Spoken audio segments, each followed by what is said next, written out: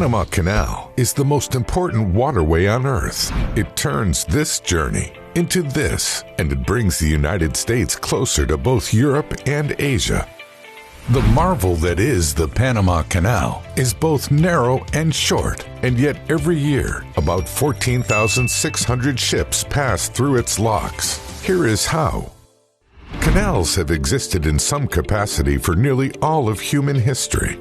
As traveling by boat is one of the most ancient modes of transport, it's no wonder that ancient engineers figured out a way to connect two bodies of water together, creating new, more efficient shipping routes.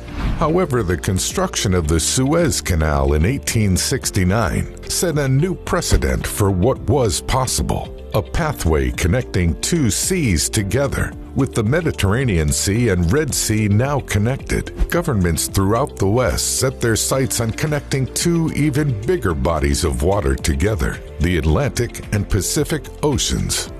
During the California gold rush of the mid-19th century, Panama was often used as a shortcut for shipping goods from New York to California. Ships would dock either on the Pacific or Atlantic side and transport their goods across what is now Panama.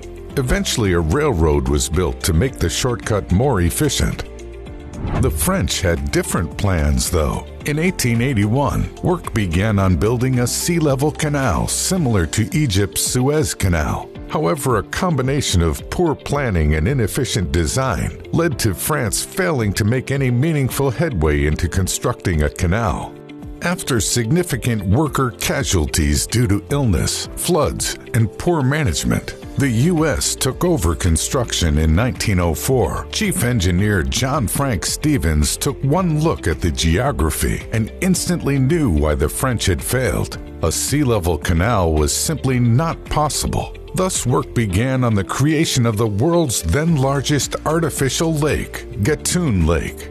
By damming the nearby Chagres River, engineers created the artificial lake to function as a water reservoir system, 85 feet above sea level. This would work in conjunction with a series of canal locks to raise and lower ships as needed as they passed through the canal.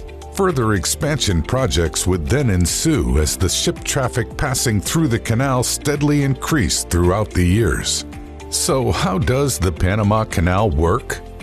As a cargo boat nears the canal's approach channels from the sea, several tugboats come to greet it. The tugboats attach a tow line to the cargo ship and move them into alignment with the canal lock's narrow entrance.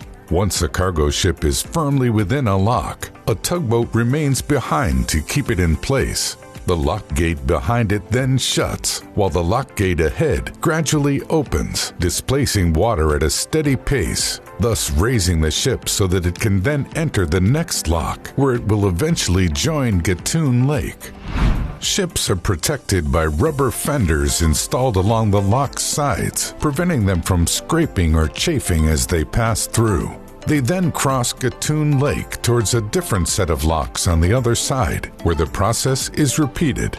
It is crucial for this process to be gradual, as this keeps the water flowing at a manageable rate.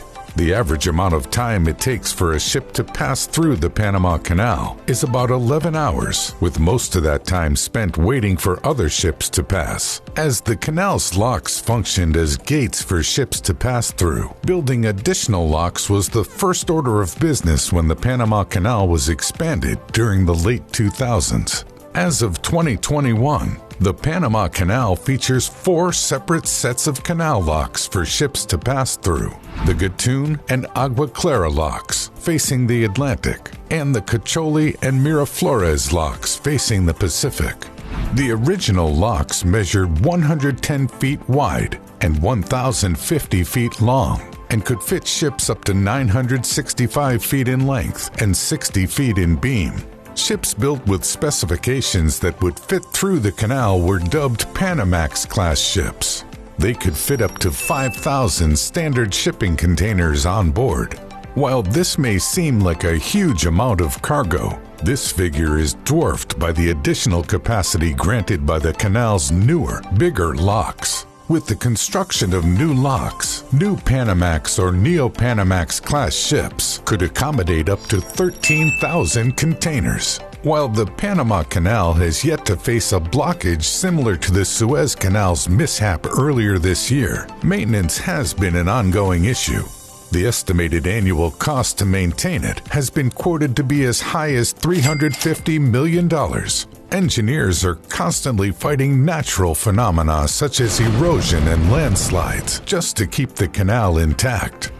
Over its century of service, the Panama Canal has ferried an innumerable amount of cargo between its narrow straits. Chances are, many of the things you own have found themselves on a ship passing through the Panama Canal at one point. Here's to hoping this marvelous feat of engineering lasts 100 years more.